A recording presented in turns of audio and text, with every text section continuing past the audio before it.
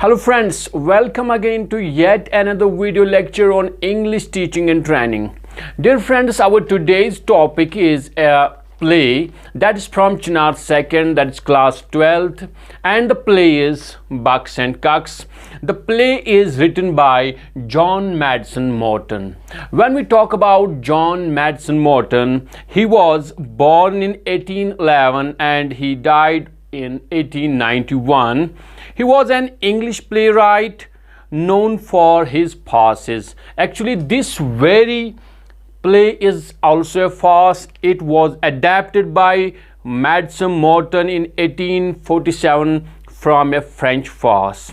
It was presented as a comic opera in 1867. Dear friends, when we talk about a farce, actually a farce is a humorous style. It consists of ridiculous incidents, and that actually you will see in this very particular play that is in textbook of class 12th.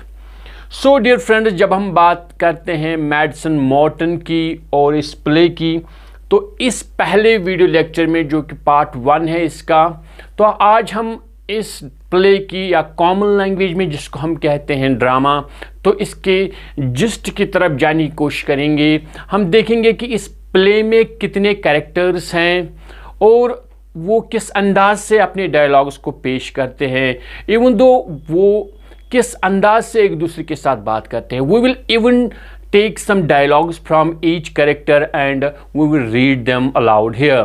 तो बात यहाँ पे करते हैं, अगर हम play की बात करेंगे या आप ड्रामा कह लीजिए, व्हाट इज़ दैट।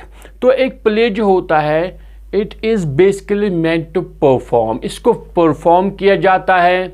इसको बाज़ाब्ता तौर पे जो कैरेक्टर्स होते हैं तो वो कैरेक्टर्स अपना काम ले लेते हैं। अगर कहीं पे थिएटर है या स्कूल की बात करें, कॉलेज की बात करें, इवन यूनिवर्सिटी लेवल पे जहाँ पे थिएटर्स अवेलेबल होते हैं, तो हर एक कैरेक्टर्स को अपने डायलॉग्स दे दिए जाते हैं और वो वहाँ स्टेज पे परफॉर्म बाज़ाब्ता तौर पे करते हैं।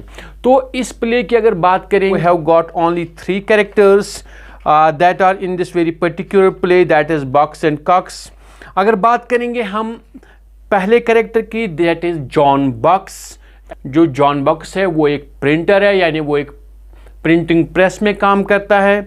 Next is James Cox, a hatter. तो दूसरा जो कैरेक्टर है इस प्ले का वो है जेम्स कॉक्स और वो एक हैटर है। वो एक हैट बनाने की कंपनी में, जहाँ पे हैटर्स बनते हैं ज़्यादा, तो उस कंपनी में काम करता है। And the most important character of this play is a woman that is Mrs bouncer, A lodging house keeper. तो ये जो मिसेस बाउंसर है, तो ये एक इसके पास एक घर है और इस घर में कुछ कमरे हैं जिनको ये किराए पे देती है।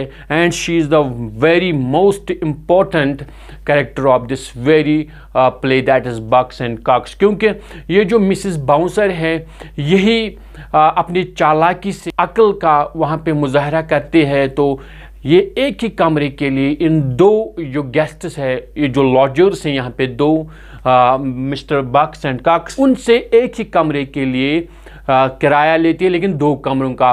और उनको पता भी नहीं चलता है कि हम 2 अलग अलग कमरों में नहीं रहते हैं, बल्कि एक ही कमरे में, और एक ही कमरे का हम दोनों 2 कमरों का किराया देते हैं। लेकिन लास्ट में जब हम देखते हैं तो मिसेस बाउंसर एक्सपोज हो जाते हैं।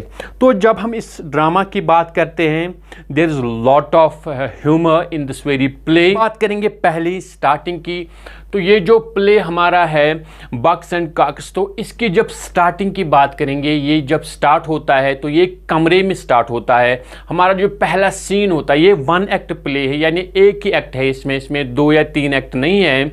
तो ये जो पहला सीन जब देखते हैं तो हमारे पास हमें एक कमरा नज़र आता है, जैसे कि आप एक मूवी देखते हैं या सीरियल देखते हैं बाज़ाब्ता तौर पे। उसी तरह इस प्ले में क्या होता है कि जब हम देखते हैं कि सीन जो क्रिएट किया गया है वो एक कमरे का है, तो कमरा कैसा है, थोड़ा मैं यहाँ पे पढ़ना चाहूँगा बुक से ताकि आपको ज़्यादा अंदाज़ा हो जाए। तो सीन क्या है, a room decently furnished, in the centre an old fashioned bed with curtains around it closed, at left centre a door leading to a passage, at left another door leading to a store cupboard, next to it a chest of drawers.